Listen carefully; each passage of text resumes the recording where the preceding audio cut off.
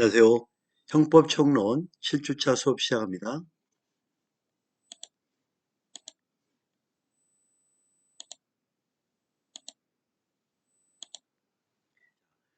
구성요건적 착오에 대해서 오늘 배우는데요. 우리가 형법총론을 공부하면 가장 많이 나오는 그런 내용이기도 합니다. 형법의 총론의 어떤 그 기초적인 부분인데요. 오늘 공부하는 게 되게 중요하거든요. 그래서 시간이 좀 걸리더라도 구성요건 착오 이 부분은 정확하게 해결하고 갈 겁니다. 그래서 시간이 걸리더라도 반드시 알아야 된다. 이렇게 보시면 됩니다. 자, 구성 요건적 착오란 거는 뭐냐면 사실의 착오예요. 제가 알고 있는 사실을 착오를 일으켰다는 뜻이에요. 즉, 구성할 요건, 어떤 구성품이 있다면 어떤 그림에, 뭐 그림을 합시다. 이 그림에 사람과 강아지, 사람과 강아지, 이 그림이 있단 말이에요. 이 사람과 강아지의 구성품의 착오, 어떤 사실의 착오, 내가 의도했지만 내가 의도했지만 다른 결과가 발생한 경우, 내가 의도한 것과 다른 결과가 나왔던 경우, 이거를 사실의 착오를 하거든요. 자, 그러면 구성용품이 사건이 사실이잖아요. 그죠? 쉽게 설명하면 구성요건이라는 게 나오면 이게 사실과 같다는 얘기잖아요. 사실. 어려운 법적 용어를 보다 보면 한문으로 쓰다 보니까 되게 한글과 헷갈리기도 하고 복잡하기도 합니다. 구성 요건의 착오라는 거는 앞으로 이제 사실의 착오다 이렇게 구성 요건은 사실이다 이렇게 좀 이해하면 좋을 것 같아요. 그러면 내가 알고 있던 것과 실제로 다른 실제로 내가 알고 있는데 보니까 아니야. 착오를 이렇게 착오. 구성 요건 나오면 무조건 사실의 착오 같이 나옵니다. 그래서 전체적으로 넓은 의미의 광의의 구성 요건 착오, 완전 반전이다. 반전된 구성 요건 착오. 좁은 착오에서 다 사실이 최고예요. 다 구성 요건 사실이 최고. 그래서 우리는 이 시간에 가장 중요한 거는 구성 요건은 곧 뭐다? 사실이다. 이거 하나만 분명히 합시다. 구성 요건은 곧 사실이다. 제가 처음에 말씀드렸듯이 진도가 중요한 거 아니에요. 이 파트는. 나머지는 제가 진도를 막 내는데 이 부분은 여러분이 어렵게 생각할 수 있기 때문에 차분하게 느리게 집중적으로 할 겁니다. 그래서 구성 요건 착오는 사실의 착오다. 자, 넓은 의미의 광의가 넓은 의미잖아요. 넓은 의미의 사실의 착오. 자, 사실의 착오를 넓게 본다 이 뜻이잖아요. 그죠? 사실의 착오를 넓게 본다. 자, 범죄가 아닌 줄 알고 범죄 아닌 사실인 줄 알고 했는데 음? 알고 보니까 범죄 사실이 발생했다. 범죄가 아닌 사실로 알았는데 범죄가 인 사실이 발생했다. 자, 내가 저 멀리에 보니까 나무인 것 같아서 나무를 한번 맞춰보려고 총을 쐈는데 나무 그림이 있는 옷을 입고 있는 사람이 죽었다. 사람이잖아, 사람. 사고를 일으킨 거죠. 내가 나무인 줄 알고 총을 쐈어. 근데 가서 보니까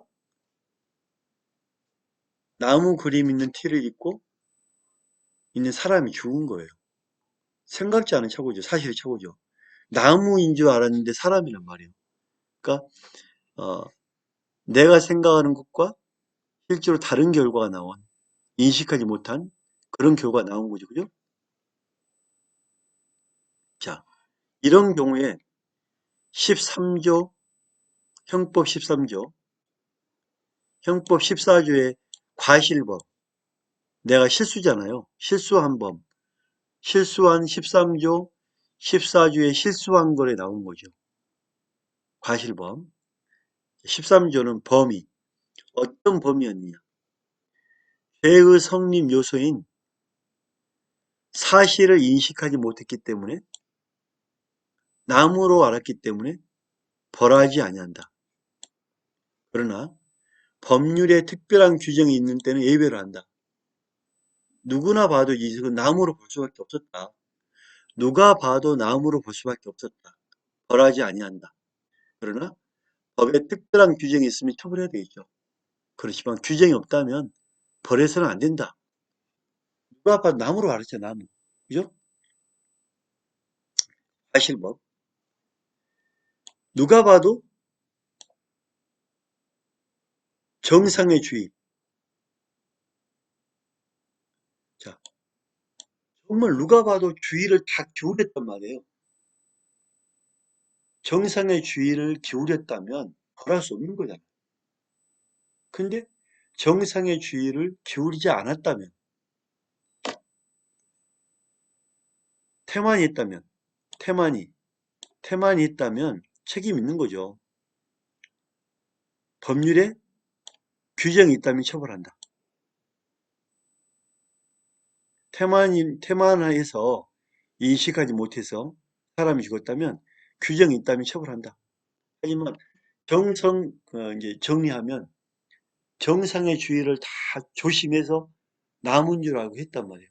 그러면 벌하지 못한다. 나무인 줄 누가 봐도 보고 총을 쐈는데 사람이었다. 벌할 수 없다 이거예요. 자, 사실의 착오. 사실의 착오 부분은 시험에도 많이 나오고 틀리기 쉽기 때문에 차분히 할게요. 반복자. 그 다음 반전이다. 반전. 반전된 사실의 착오. 반전된 구성 요건의 착오. 자, 범죄인 줄 알았는데 범죄가 아니에요. 범죄인 줄 알았는데 범죄가 아니야. 자, 반전이죠.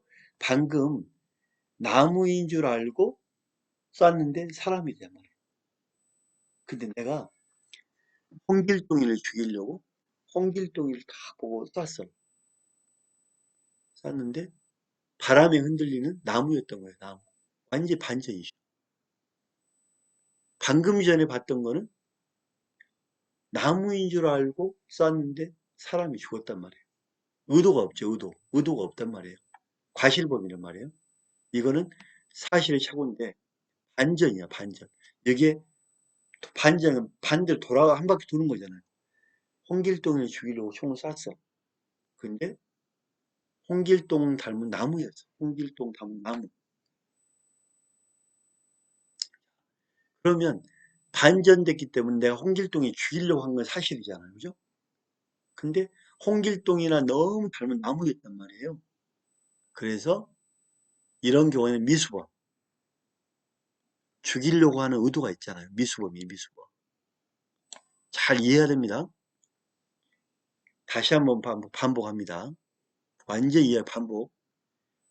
나무인 줄 알고 쐈는데 사실은 사람이었어요. 과실범. 이거를 사실의 착오, 구성 요건적 착오라는 겁니다. 근데 내가 원수 죽이려는 홍길동인 줄 알고 딱 쐈단 말이에요. 근데 가서 보니까 홍길동 다음 나무야, 나무. 어쨌든 홍길동을 죽이려고 했잖아요. 미수범이다, 미수범. 27조 실행의 수단, 대상의 착오요. 결과 발생이 불가능하더라도 위험성이 있는 반전의 착오이기 때문에 처벌한다. 미수범으로 처벌하되 사람이 안 죽었기 때문에 깎아주거나 면제할 수는 있다. 형을 감히 주거나 약하게 감히 주거나 깎아주거나 면제할 수 있다. 임의적이죠. 할 수 있다. 해야 된다 아니라 참작해서 할 수는 있다. 반전 넘어갑니다. 그러면 좁은 의미의 아까 넓은 의미의 나무 사람이었지만 좁은 의미의 사실에 차고 볼까요? 이제 좁게만 본다면 그러면 좁게 본다면 범죄 사실인 줄 알았고 실제로 범죄 사실이 발생한 경우에도 착오가 있을 수 있는데 이를 협의의 구성요건적 착오, 협의의 사실적 착오, 일반적으로 구성요건 착오란 협의의 구성요건 착오를 말한다. 홍길동이를 죽이려고 쐈어. 홍길동이 아니고 갑동이 맞은 거야. 홍길동이 내가 죽이려고 홍길동이 아니라 옆에 있는 갑동이가 맞아. 사람이 죽은 건 사실이잖아. 이런 경우에는 범죄 사실은 발생했지만 좁은 의미에서 좀 좁게 착오가 큰 게 아니라 작은 의미의 착오다. 이렇게 합니다. 기본 범죄와 가중 범죄 착오. 내가 경한 범죄인 사람을 죽이려고 그냥 총을 쐈는데 옆에 지나가는 아빠가 이거를 말리다가 아빠가 돌아가시켜. 내가 아빠를 죽이려는 거 아니잖아요. 홍길동이를 죽이려고 했는데 아빠가 보고 아들아 하고 막다가 아빠가 돌아가신 거예요, 총에. 자, 내가 아버지 죽이는 거 아니잖아. 그런 경우에는 어, 보통 살인죄로 처벌한다. 15조 1항에 따라 경한 범죄인 존속 살해가 아니라 아버지를 죽일 마음이 없었기 때문에 보통 살인죄로 처벌한다. 아버지를 죽이려는 마음이 없었기 때문에 뭐다? 보통 살인죄로 처벌한다. 제15조 사실의 착오. 특별히 중한 죄, 아버지를 죽이려는 중한 죄가 되는 사실을 인식하지 못했단 말이에요. 인식하지 못했기 때문에 이런 경우는 뭐다? 중한 죄로 벌하지 아니한다. 아버지를 죽이려는 마음이 없었기 때문에 중한 죄로 벌하지 아니한다. 자, 착오 중에 이제 그러면 구체적 착오냐? 추상적인 착오냐? 자, 구체적이냐는 것은 목표물의 일치 가능성이 어느 정도 구체적이냐? 전혀 다르냐? 이 차이예요. 목표가 내가 노렸던 거 목표가 비슷해. 구체적이야. 그럼 구체적이란 말이야. 근데 내가 목표했던 것과 전혀 다른 거야. 추상적이란 말이야. 그죠? 어렵게 생각할 필요 없어요. 말장난입니다. 구체적 사실의 착오. 같은 범죄 간의 착오이다. A를 죽이려다가 A가 아니라 A라고 알고 찔렀는데 실은 A가 아니라 B가 죽었다. A는 아니었지만 B는 죽었잖아요. 구체적이잖아요. 그죠? 사람이란 구체적. 근데 추상적 사실 착오란 거는 다른 범죄가 착오예요. 다른 범죄가. 예컨대 유리창을 집에 유리창을 부수려고 총을 쐈는데 사람이 죽어버린 거야. 유리창을 보고 쐈는데 유리창에 청소하는 사람을 쏴버린 거야. 죽어버린 거야. 유리창문안 깨려고 했는 사람이 죽어버렸어. 전혀 다르죠. 유리창문과 사람 죽은 건 전혀 다른 문제란 말이에요. 이거를 추상적 사실착오로 한다. 자, 구체적이냐? 추상적이냐? 이해됐죠? 객체착오, 방법의 착오. 방금 말한 거 구체적 사실의 착오는 A를 홍길동이를 B로 알잖아요. B가 죽 A를 알고 A인 줄 알고 죽었는데 B가 죽었단 말이에요. 그러면 구체적 사실의 착오 중에 객체 착오죠. 그죠? 내가 세상을 잘못 알아본 거. A를 알고 죽였는데 B로 죽었단 말이에요.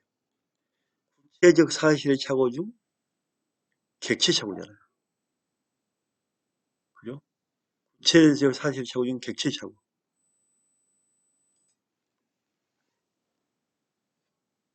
자, 방법의 착오. 방법의 착오는 대상을 알아봤어요. 유리창을 깨려고 했어. 유리창을 깨려고 했는데 총을 쐈는데 이 수단이나 방법이 잘못돼서 문제인 거예요. 자, 사람을 죽이려고 총을 쐈는데 빗나가서 걔가 맞아 죽어버린 거예요. 방법이 잘못됐죠. 내가 수단이 잘못됐죠. 사람을 보고 쐈는데 조준을 잘못해서 걔가 죽어버렸대. 이 방법, 죽이려는 방법 잘못됐죠. 좀 더 이런 경우에 가까이 가서 뒤통수 대고 쐈으면 정확하게 죽었겠죠. 근데 이 방법, 수단이 내가 못한 거를 하다 보니까 걔가 죽은 거 아닙니까? 그죠? 빗나가서. 방법이 참, 실수하는 것. 그죠? 실수, 잘못, 수단을 잘못하는 거, 방법 차고, 잘못 알아본 거, 객체. 자, 그림을 그렸어요. 그림을. 어, 이 그림을 차분히 설명을 할게요. 학설이 있어, 학설이. 구체적이다. 구체적으로 맞는다. 구체적 부합설. 구체적으로 부합하면 맞겠다. 법으로 정한 거에 맞춰야 된다. 판례가 법정적 부합설은 주로 판례를 얘기해요, 판례. 추상적이다. 그래서 우리는 이걸 뭐라고 부르냐면 구, 법,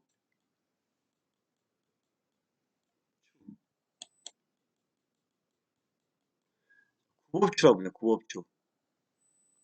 가로 구법추. 구체적 부합설, 법정적 부합설, 추상적 부합설. 구법추. 여러분은 앞으로 이 그림을 머릿속에 딱 기억해놔야 돼요. 수학은 공식이 있듯이 가끔 판례도 공식이에요. 구법추. 세로도 구법추. 법은 이제 판례는 들어갈 이유가 없죠. 대상이니까 구추만. 법만 빠지고 구추. 구법추, 구추. 구체적, 법정적, 추상적. 구법추, 구추. 구체적 사실을 차고 추상적 사실을 차고. 방금 전에 배웠던 객체의 착오과 방법의 착오. 추상적 사실을 차고도 객체의 착오와 방법의 착오 있을 수 있죠. 자, 가로는 구법추, 세로는 구추. 가로는 구법추, 세로는 구추. 구추 중에 객체 착오, 방법 착오. 추상적 착오에도 객체 착오, 방법 착오. 구법추, 구추. 객체 착오, 방법 착오, 객체 착오, 방법 착오. 이해됐죠? 그 다음에 그림을 그렸어요. 객체 착오. A를 알고 A인 줄 알고 쐈는데 B란 말이에요. 이거는 니은자 그림, 니은자 그림.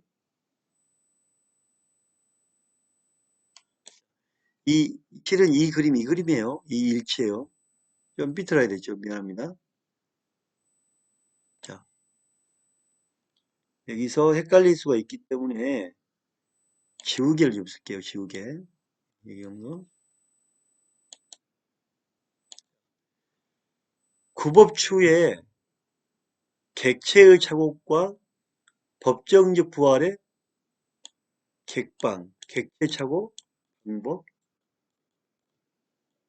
착오, 방법.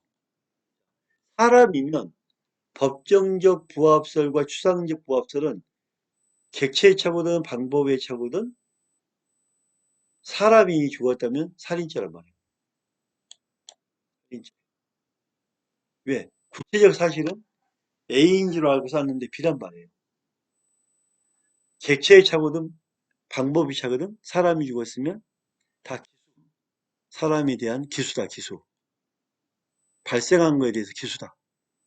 그래서 니은자로 씁니다. 니은자. 사람이 죽었으면 다 죽은 거 아니냐? 쉽게 설명하면. 너가 인식하든 못하든 사람이 죽었으니까 살인이다. 구추다. 이렇게 하는 거죠. 자, 하지만 추상적 사실의 착오 중에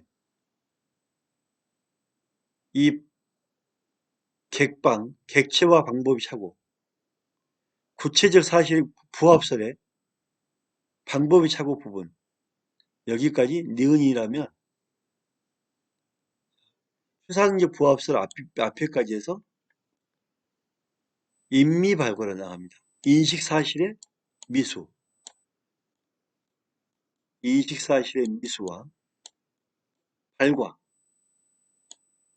발생사실의 과실의 인미발과의 상상적 경험이다. 인미발과 상상적 경험이다. 앞으로 우리는